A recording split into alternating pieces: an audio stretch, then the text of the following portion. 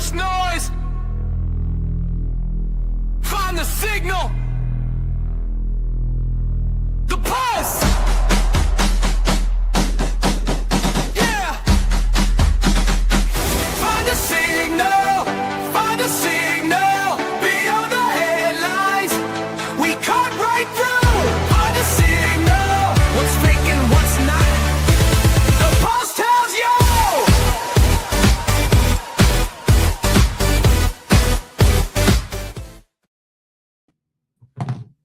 Well, hello there, Hey, Jennifer Greg. McGinnis. How you doing? Is it really you? It is really me. I see you, and I'm happy to see you. And it's a wonderful Tuesday at the Pulse. Yep. It's going to be a good episode. We got lots of stuff to talk about here. Plus, we've had some fun over the weekend, right? So we got some good stuff to go through. Yeah, for sure. This is episode number 4. 4. 4 has always Cool. been a number that I like. I like 4. I agree. I like You ever 4. you ever play Yahtzee? I did like 100 years ago. If you ask me what the rules are, I'm going to No. The point is I always would roll 4s. It's a great game. Oh. Yahtzee. Yeah. Did You you should ever get go into it. through craps? If you get I don't mess with craps. I don't like that. I feel like you spend all this time building a position and then all of a sudden, voila, it can all go True. away. Yeah. I think that's with any kind of gambling, sadly. But Well, yeah. listen, I am a gambling expert. Don't even test me, okay? Uh-oh. Yeah, that's really a profound claim to fame, huh? Wow, you really respect that. Back in my Wall Street days, we could throw down a bunch of money and lose it just as much as we could make it. So, you were back in those days, you were certainly making a mint. Hey, a couple quick PSAs here. Number one, I'm wearing a sweatshirt from Polly, except it says Ollie. The P fell off somewhere along the way. I don't know what's going on here, but hello to everybody at Polly. We use Polly at NFM. We're enjoying it, I must say. And the hat. Those of you who watch me on these podcasts have got to be wondering, what is he doing wearing a hat? I've never seen him wear a hat on a podcast. Well, I'm doing you all a favor. I had a basal cell removed on my forehead, and let me tell you, it hurts. So I have a Band-Aid here, 4 stitches. So, hey, give me a little bit of latitude here. All right, Jen, let's In jump. fairness, I told you should just go Band-Aid, right? I know. But this is my buddy Dino's company, so any chance I get to love on Dino and Ethos, I do that anyway. So I'm like Ethos. And I've got my All of Us hat, which I could always swap into. And then I have this Grateful Dead hat. I have to just say there are so many deadheads out there. I wore this hat the other day, and I did a post with it on, and I've gotten hundreds of responses from people that love the Grateful Dead. There's like a whole universe out here between the sports cards and the Dead. I just want to know what's in the sports card packages. I bet you've got like a high dollar card in one of those, or more than one. Yeah, card. yeah. What a business we're in, huh? What a business we're in, and hopefully it will get better soon. You see what I did there? You see what I did there? No pun intended, right there. I hear. All right. Yeah. We'll jump right in. Let's talk about better. What is the absolute latest on our friend Vishal Garg and what's happening over at Better? Well, I think this is an interesting story, seeing as, initially it was just kind of a fight to get back into the CEO role and then eventually find a long-term CEO. And the stories have materially changed. I think what's interesting about this is, the board at Better said, Vishal doesn't have the votes to do what he was alleging he could do. But then all of a sudden there was a lawsuit and what's called a poison pill, making it harder and harder for him to get to the level to get back in control of the company. And quite honestly, I don't think it takes much for him to be able to flip that script and flip that narrative to possibly get control of the company. I even think he might be able to push back on both the pill and the lawsuit. So that's my takeaway at the moment. Well, that's pretty serious. What are we looking at here? What's this chart before I dive into what you just said? So remember, like, the way we think about this is he a genius visionary or is he a fiduciary failure, right? And if you just look at, the numbers on the left are basically what was proposed to the investors when they did the SPAC to go public. and then the actual results are on the right. So if you go dollar for dollar, it looks like it's a fiduciary failure. But what I think people forget is that the business originally was capitalized with venture capital. And venture capital doesn't always look for you to make a ton of money. However, as Better went through, the last decade, they took in a lot of institutional investor money as well. Ally, Goldman Sachs, and a vast array of others. Now they expect you to make money, right? So I think as they made those transitions, they needed to, make some governance transitions, some, expense and, different types of controls. But I would not necessarily call Better a fiduciary failure, because if it would have stayed true to itself from the get-go as a technology company, I think that this story would look a little bit different, because Yeah. tech in VC is more about how many widgets can you get through the widget maker, at least in the earlier stages, as the companies grow. Well, I see a lot of red here on the right. What number really jumps out at you? I mean, at the end of the day, they've taken a little bit over 1.6 billion in losses that they haven't made up. But, I also think it's a little bit unfair that when, all of a sudden Better's starting to look better, no pun intended, right? The revenue jumped 28%. They slashed the EBITDA losses by, 40%. That's when you kick Vishal to the curb. I think it's a little disingenuous, at least in my opinion. But, Daniel Lewis, the guy that they have in that seat, he really was part of a distressed trading desk at Citi. So, when you start to think of about that, when a company starts to look like this from a financial perspective, that's the type of personality you want to start to rein in the expenses and, cut the fat. But this infighting is not going to help Better its stock or its people, for sure. They need to throw each other in a room and fight it out. For sure, or Vishal? No, what I'm saying is them I'm kidding. I'm kidding. I'm playing on words. Sorry. I'm playing on words here. I'm being frisky, Jen. That's okay. Frisky is good. Frisky's not bad. You always love when I frisk a little bit. Yeah, why not? Let's be frisky, Greg. We can do it. Why not? We're doing it right now as we speak. 1000%. I think you point out a really good observation, and that is it's not a good look, right? And so, for instance, on their retail side, they have a presence and they have gained momentum. If you're one of those retail loan officers or a manager or a branch manager, things are already difficult enough, right? Better's a big name. So if you're talking to a consumer, all of a sudden, potentially that's getting in the way of you doing a transaction. What's going on at your company? I heard there was a huge shakeup, and then people start to Google.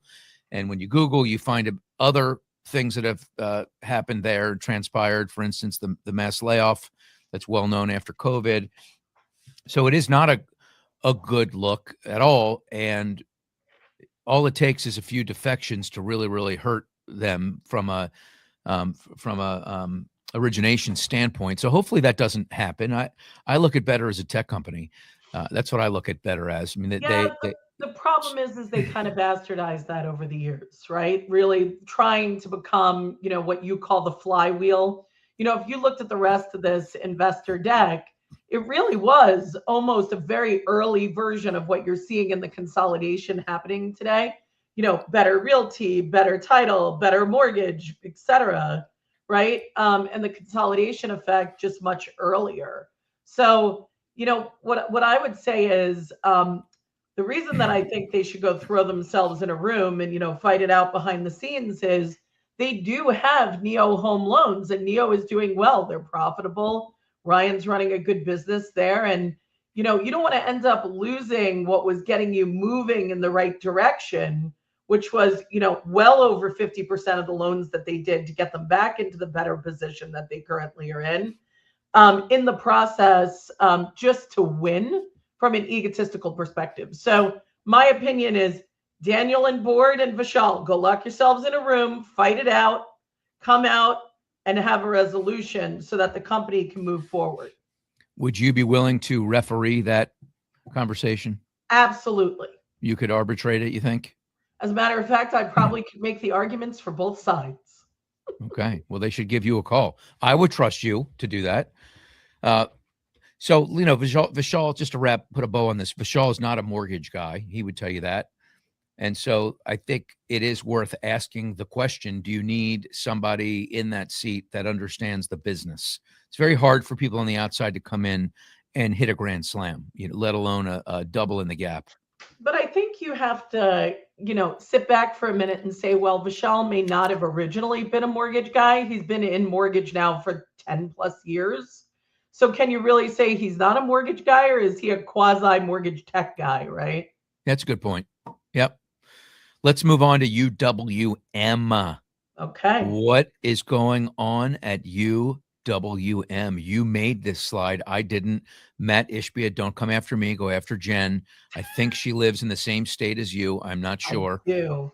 Not very far away either. Oh, my goodness. Well, hide the women and children. What are we looking at here? He looks very young here, too. He looks quite handsome. Come on, they gave him a good photo here, right? My guys get, he should be happy. He should be happy about that. And who doesn't look good in blue? Agreed. No, look, I don't think UWM today is going anywhere. I think that they are going to have to change what their strategy was going to be to get to a place where they could pay out Oaktree. And because of the fact that a lot of their cash or margin is not actually cash, and it's actually the recognition of, servicing mark when they don't sell servicing and they put the servicing on their own book, they need to get themselves into a better cash position so they can pay the Oaktree cash payment instead of the payment in kind. And the only way, in my opinion, that that's going to happen is they have to go back to what is more the UWM of 2024, which was selling larger components of servicing to raise cash, then keep the dividends suspended, keep the leverage low, recycle the capital that they're making off the loan business, and put together, for lack of a better way of saying it, a war chest to pay the payments in cash to Oaktree.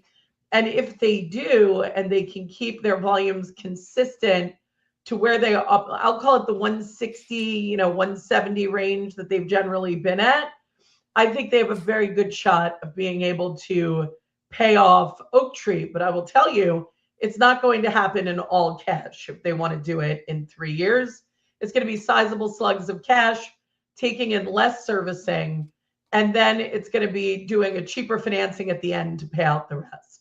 I'm hearing a lot of ifs and buts and ands and can they? It doesn't sound. They can. The question is, will they, and should they? Yes. Well, the last time we spoke about this, which I think was a couple of weeks ago, when this was still very fresh, you had stated that it's really going to come down to, is Matt going to be willing to play ball and change the way he approaches business? Yep. Will he welcome collaborators at the table?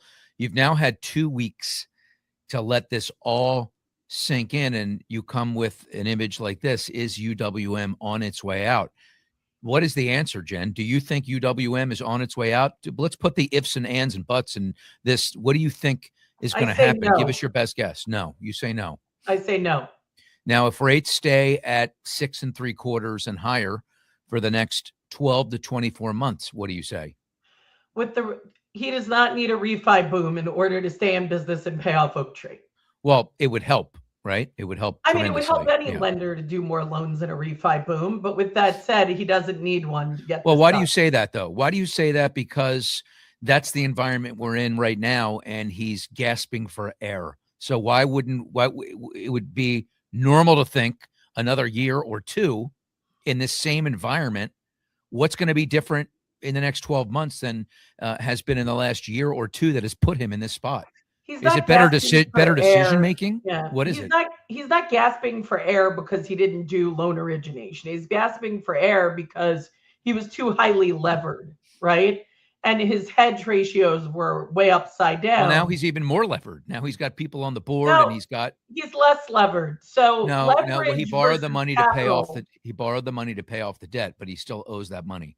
He does, but he owes that money at a fixed rate and a minimum return profile on the investment from Oaktree.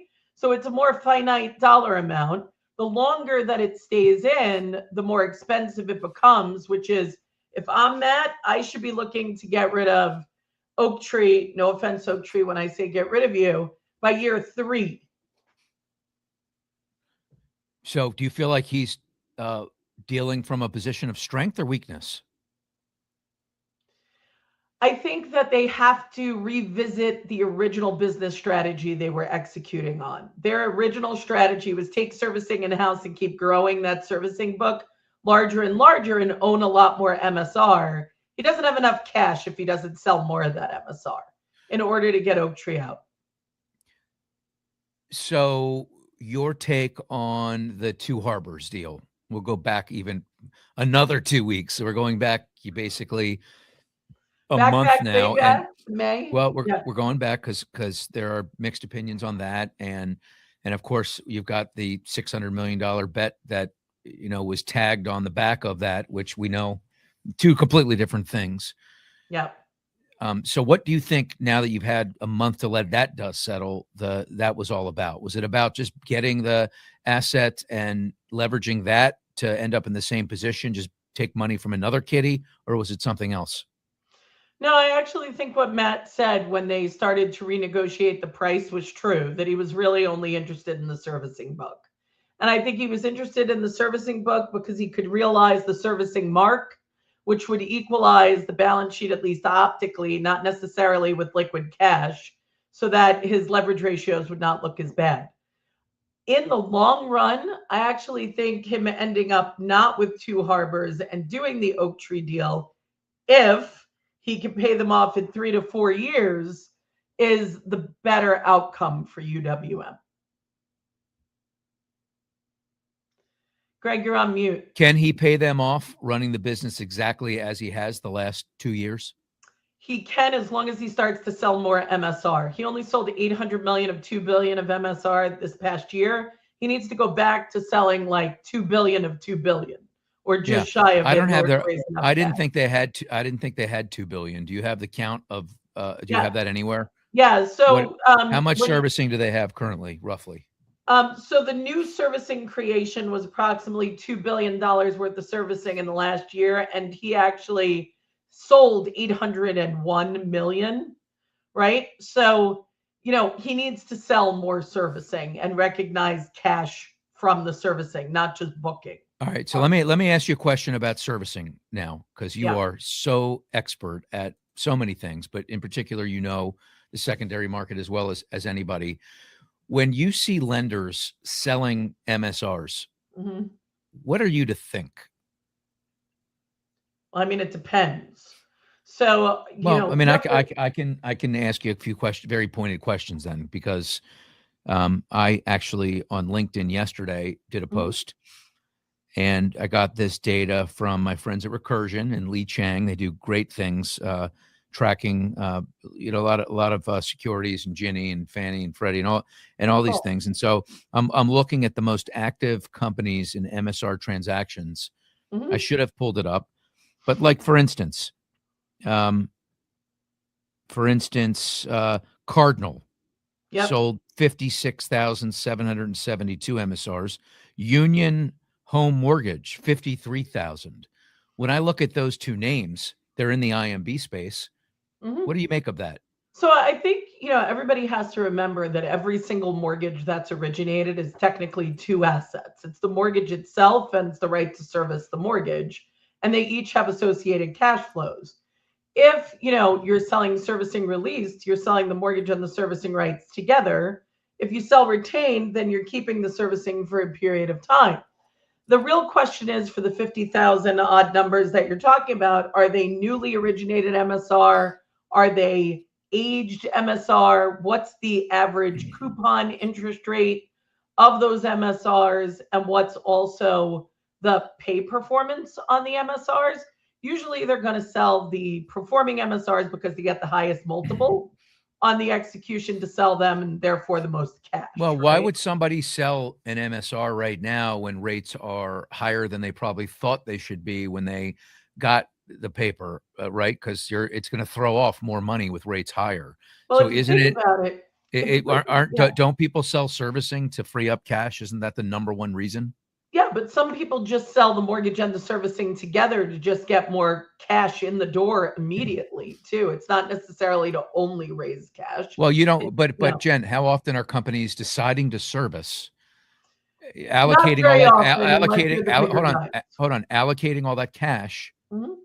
and then deciding a short time later to flip it and get rid of it for money? How Well, often is I that think you happening? have to think about a couple things that are going on right now, though. There's been market volatility, right? So there's been a little bit of ADHD stuff going on in the bond market. The yield demand has been higher, the pricing has been lower, et cetera. So I think you really have to take all that into consideration. But look, if somebody all of a sudden had a big servicing book, because I think this is where you're going, and decided to just blow it out, it usually means that they need the money.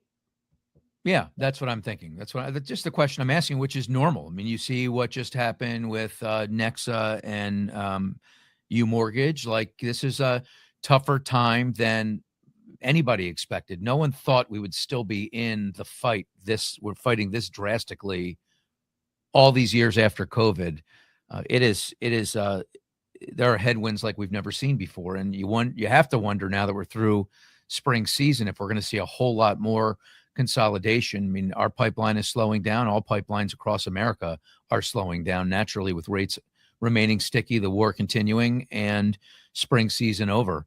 So, do you have an assessment, a prediction of where you think this is going to go and what you think it's going to look like for the back half of this year and the slow months that are January and February? So we're talking roughly 6 months, what we're going to see in terms of Well, consolidation and the overall market. listen, I do think you're going to see more consolidation just by virtue of, the market opportunity for it and people willing to buy assets at a decent level or companies.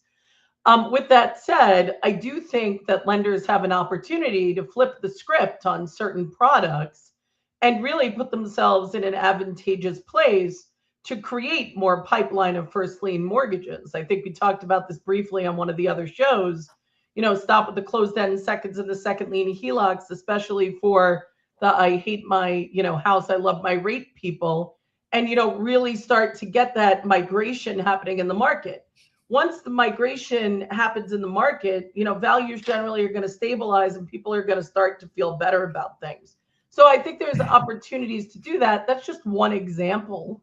I also think, borrowers need to understand payment differentiators. We're not only in a 30-year fixed world anymore. We have ARM loans, we have IO loans, we have a vast array of types of loans, and they're not predatory products when you match them to the right borrowers, when you understand what's the strategy the borrower is looking to actually effectuate for where they are in their life at a given point in time.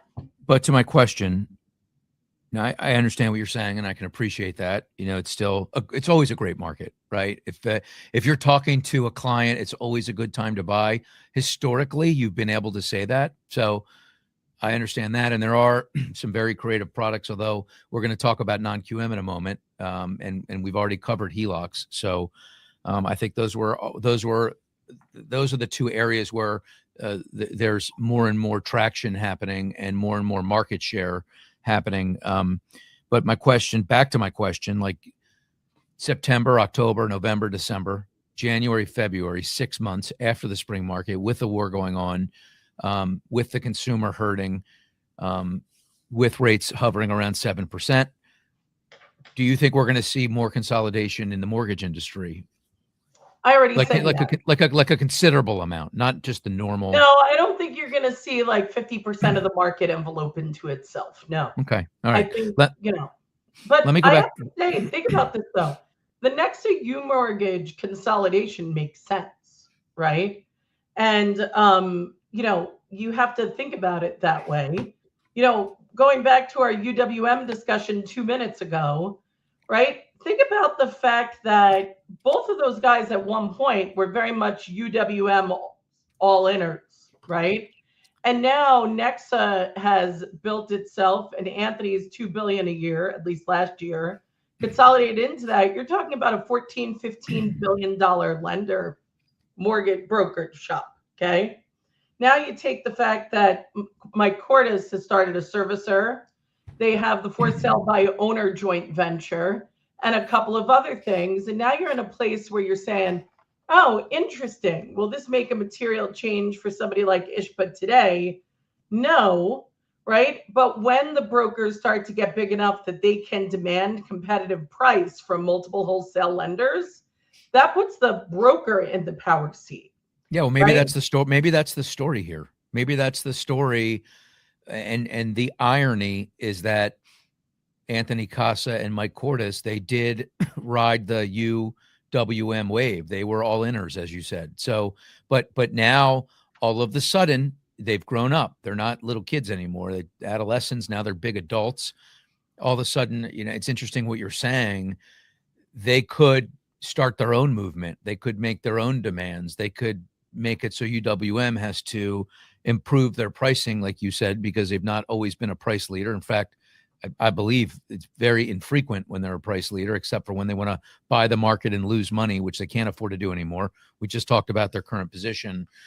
And so, that would be very interesting if they could, what is the next chapter of the broker business? And are we seeing it unfolding right now? That it's And a really I think good, the answer, it's a and I good think question. the answer is yes, right? When brokers become powerful enough that they don't need to depend on UWM as an example, and they could start to dictate, I got $14 billion worth of loans, who's bidding, right? And they can actually start to negotiate competitively. But my understanding is the secret sauce around UWM, and you know more about them than I do, is that they do the fulfillment on their side. So you don't have to worry about underwriting, right? They underwrite everything. Yeah, but most wholesale lenders do, right? So most of, the wholesale channel works more like non-del correspondent, right?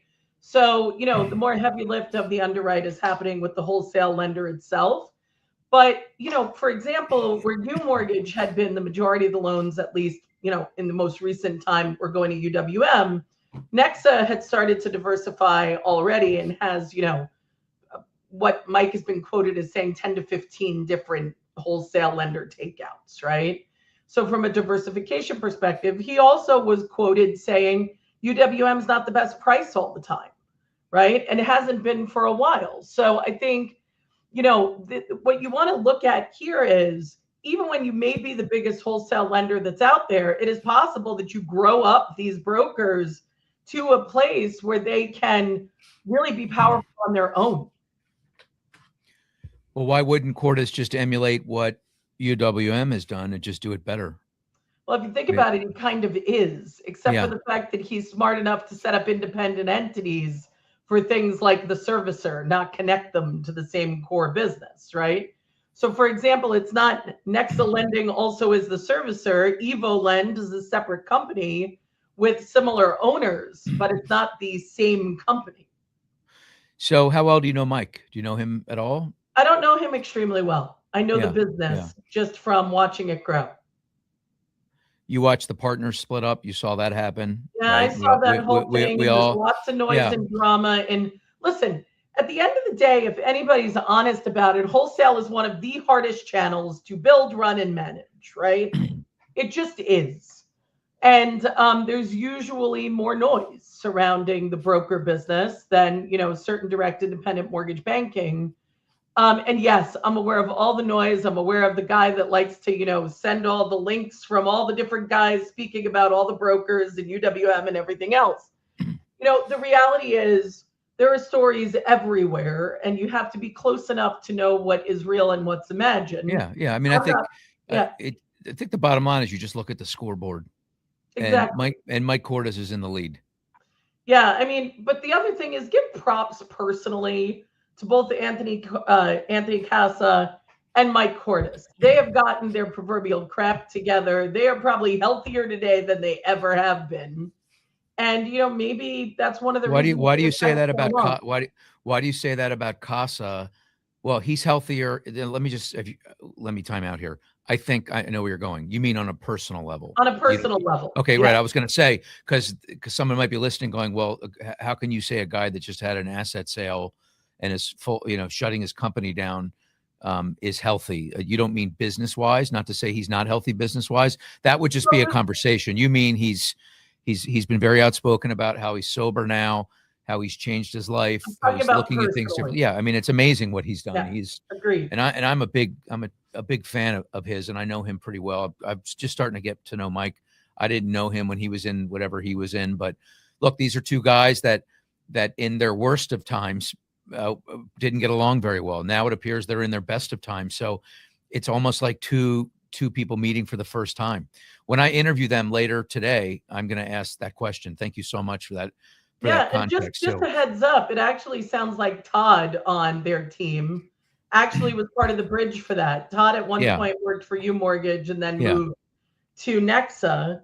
So, sometimes you just got to, what did I say earlier about better? Put people in a room, make them have a conversation, and you may actually find out that they could turn into good partners. I'm taking notes. All right, last topic. I'm always taking notes. You're like the professor. Professor McGinnis, the mortgage professor. Look, All right, let's talk about one of my favorite topics. That's non-QM loans. These things I predicted they would be at 15% of the market by the end of next year. I think I might be right. What are you saying? And are you going to raise the alarm bells yet? When I first told you that I was concerned about non-QM a year and a half ago, you were a little less concerned. Do you see enough now? Are you seeing any trends that are concerning to you? Yeah, I mean, look, I think there are certain components, and I said this a year and a half ago when we talked about this of non-QM, that are concerning. I mean, there's definitely a 2023 vintage issue. And you have to think about why that is. It's generally where the highest prices went up, and pretty much we had the highest rates at the same time when they were lending in non-QM, DSCR, and generally certain alternative doc programs in 2023. So the 2023 vintage is driving the largest piece of that delinquency. But I also think you have to look at the doc type change. If you go back to 2021, 57+% of non-QM loans were full documentation. That's been cut in half in most instances and below 20% in certain issuers. And I think, when you start to get into more of an alternative doc type and also a much higher percentage of DSCR. And the DSCR ratio used to be about 1.3 and it's now 1.07, for example. You start to see some of that stress come out in the assets, right? But primarily the biggest chunk of loans driving the issue right now is the 2023 vintage. And also, the lower scoring band with the higher leverage bases are your biggest stresses right now. So any concerns? I always have concerns when I see guidelines being widened without credit risk offset insulation. So I don't like max LTV or LTC with lowest possible DSCR as an example. I don't like seeing only high risk categories. So I don't like seeing no ratio loans as an example. I don't like seeing highest back end DTI with highest LTV with lowest FICO echelon.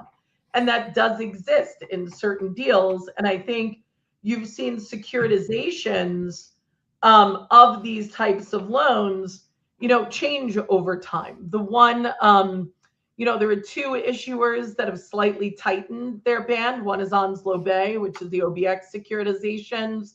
And you've also seen, that a little bit more. The Veris deals have gotten, riskier in characteristics, but then they started to move the DSCR loans into their own standalone securitizations called IVR, which helped a little bit there on the characteristics.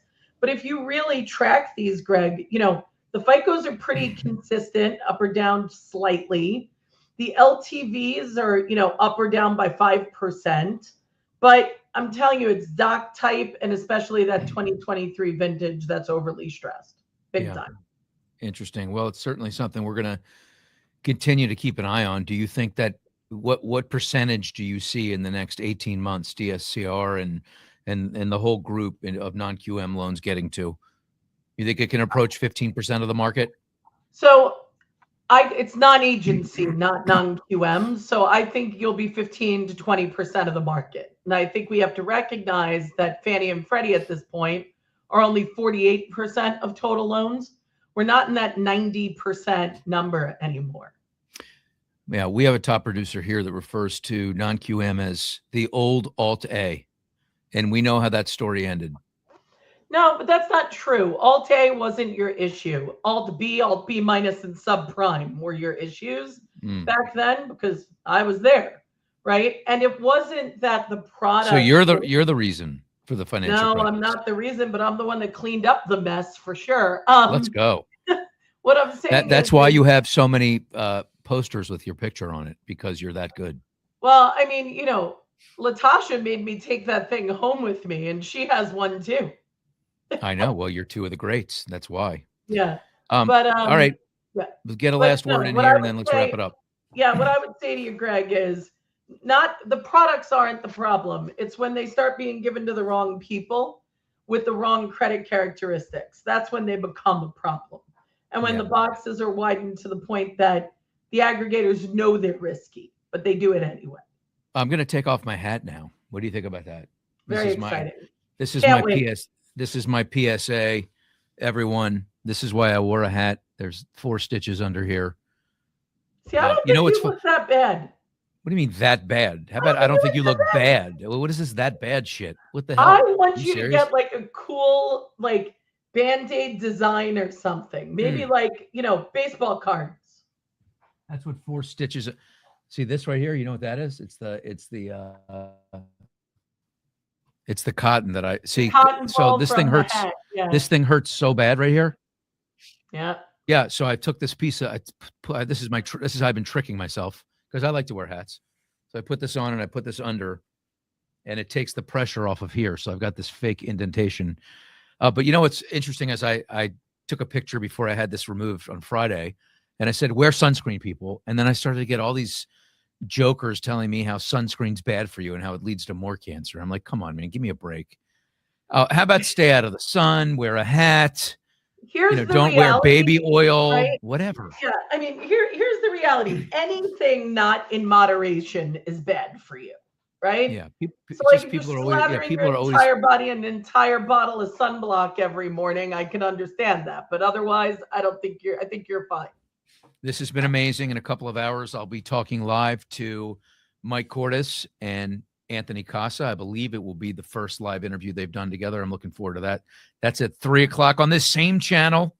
Yeah. I will not be wearing a hat. I will try and cover this up with makeup, and this indentation will not be there. I think you're looking fine just as you are, Greg. Jen, thank you very much. Episode 4 in the books of The Pulse. The Pulse. We did it again. See you Jen, next great time to see you. for episode See you in a 5. couple weeks. Have a great rest of the week, everyone. Take care. Bye, guys.